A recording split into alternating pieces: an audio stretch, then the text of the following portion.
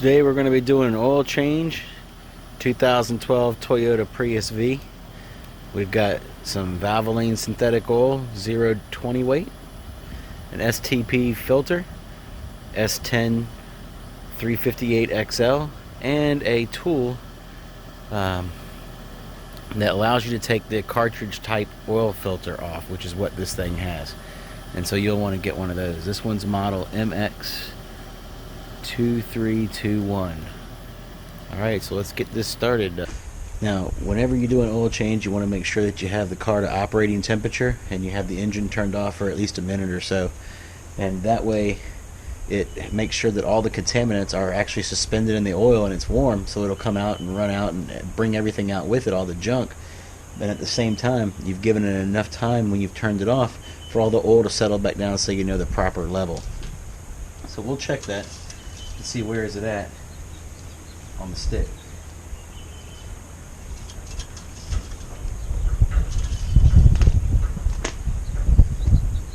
Alright, it's almost to the full mark, which is good. That means it's not burning any oil and it's not losing any oil, so that's a good sign.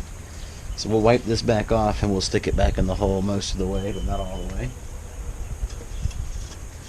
Next thing you want to do is loosen the cap up here.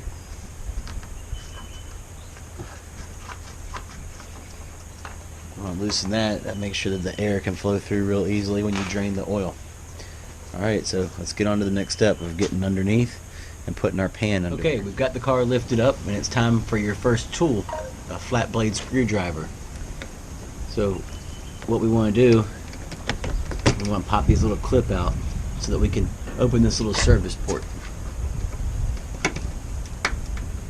This little panel is going to give us access to the filter and the drain plug.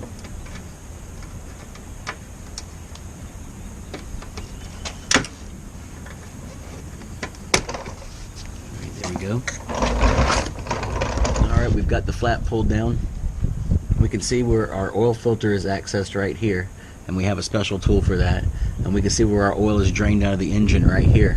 And I have a oil plug wrench that has the different sizes on it. They make them a metric and standard. If you do a lot of oil changes, this is a pretty handy tool. If not, you can just find what you need, and that would be a 14 millimeter. So we're going to bust this loose. And I'm going to show you a trick here. So I'm backing this out. While I'm doing this, I'm putting pressure back up to the oil pan. And that's holding the oil in. Once I feel this thing skip a thread, like that, see, I felt it skip. Watch. There it goes. So I know that it's completely out. Now, I'm holding it up in there so the oil's not coming out. If I move this out of the way fast, no oil should get on me. How you like that? Alright, while the oil's draining out, we're going to take and use our wrench to get the filter loose, the filter cover. So we turn it until it fits nice and solid and use a regular old 3/8 drive ratchet on it.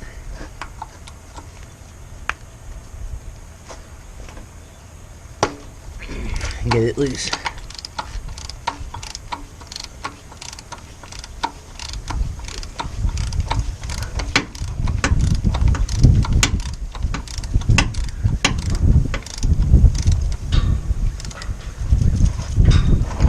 To readjust the pan here.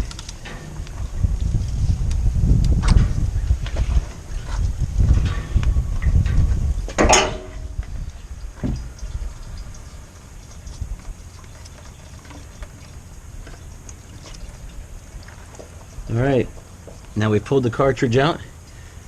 That's the oil filter right there. We just completely slide it out of here. We'll take this O-ring off.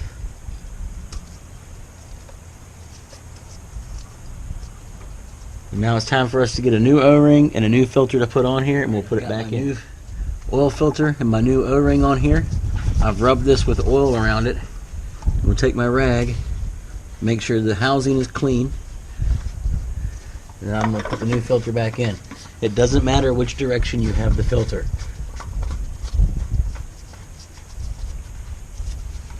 Alright, get my tool.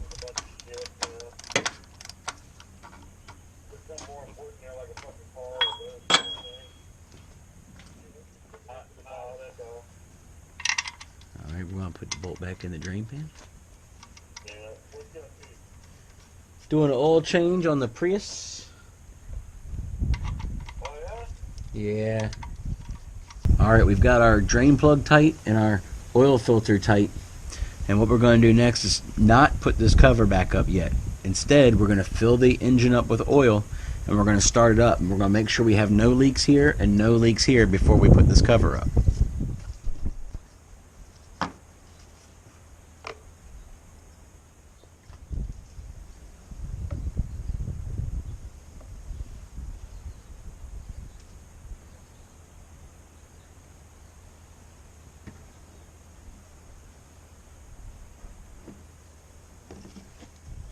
Okay, I've dumped in about 4 quarts.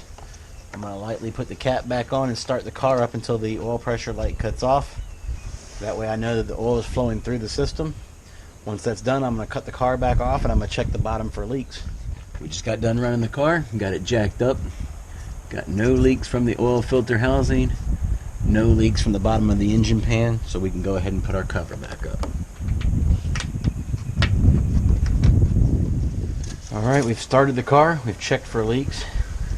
Now we're going to check, make sure we got the level to the proper point. Let's see how much more do we need. Alright, so we're about here. We need to add more.